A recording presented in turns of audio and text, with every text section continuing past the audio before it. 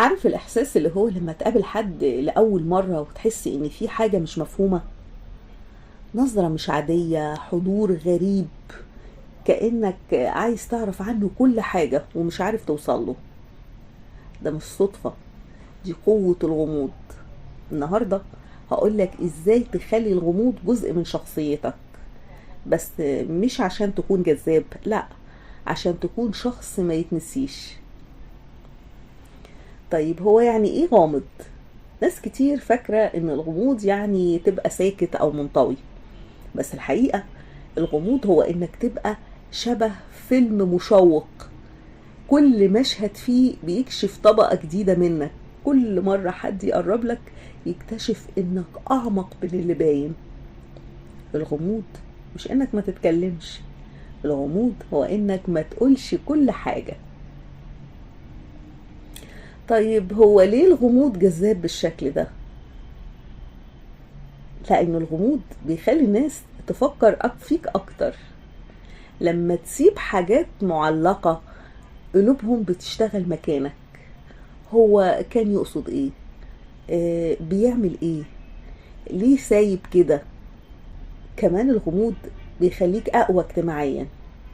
الناس مش بتقدر تتوقع خطوتك الجاية، وده بيخلي وجودك في أي مكان تقيل. كل كلمة منك محسوبة، وده بيديك قيمة. كمان الغموض بيساعدك انك تاخد تحكم كامل في صورتك. لما محدش يعرف عنك كل حاجة، انت اللي بتقرر الناس تشوفك ازاي. مش زي الناس اللي بيبقوا كتاب مفتوح كده بيتقروا من اول صفحتين. طيب ازاي تطبق الكلام ده؟ كلام جميل، بس ازاي اطبقه؟ اديني خطوات عملية. هقولك الخطوات العملية. اول خطوة، اتكلم اقل، تسيب اثر اكتر. لما حد يسألك ايه اخبارك، ما تقولش كل التفاصيل، قول الحمد لله، بتعدي، اهي ماشية. سيب فراغ، خليهم هما اللي يحبوا يملوه. تاني حاجة بقى وهي مهمة، هي لغة الجسد. لغة الجسد اهم من الكلام. عايزاك تمشي بثقة، بص بعينك مش بكلامك. النظرة الواثقة ممكن تقول 1000 كلمة بدون ولا حرف.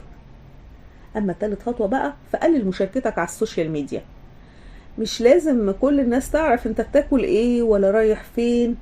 خلي حساباتك كأنها لغز مش رواية. رابع خطوة، اسأل اكتر ما تجاوب. في اي حوار خليك انت الشخص اللي بيسأل مش اللي بيشرح ويفسر. الناس بتحب اللي بيسمعهم، وده بيخليهم اكتر فضول ناحيتك. خامس خطوة، خليك غير متوقع. فاجئ الناس بحاجات جديدة، اسلوب لبس، اماكن تروحها، حاجات بتجربها. خليهم دايما مش قادرين يمسكوك على نمط واحد. سادس خطوة بقى، احتفظ بأسرار صغيرة. مش لازم تكون أسرار ضخمة يعني، لكن مثلا شغلك على مشروع في السر، هواية ما حدش يعرفها. خلي عندك دايما حاجة تقولها في وقتها وتفاجئ الناس بيها. بس خد بالك، الغموض مش عزلة. مفيش حد بيحب الغامض اللي بيبعد عن الناس او بيبان شخص متكبر. الغموض مش معناه انك تقفل على نفسك او انك تقفل كمان على نفسك. الغموض هو انك تدي الناس 20% وتخلي 80% من اسرارك ومن حياتك جواك. لازم يكون في توازن بين انك تكون شخص مثير للفضول وبين انك تكون شخص طبيعي وسهل التواصل. لو عايز تبقى شخص جذاب بجد، لازم تكون واضح وقت الجد وغامض وقت الحسم، ومتوازن دايما بين الحضور والتخفي.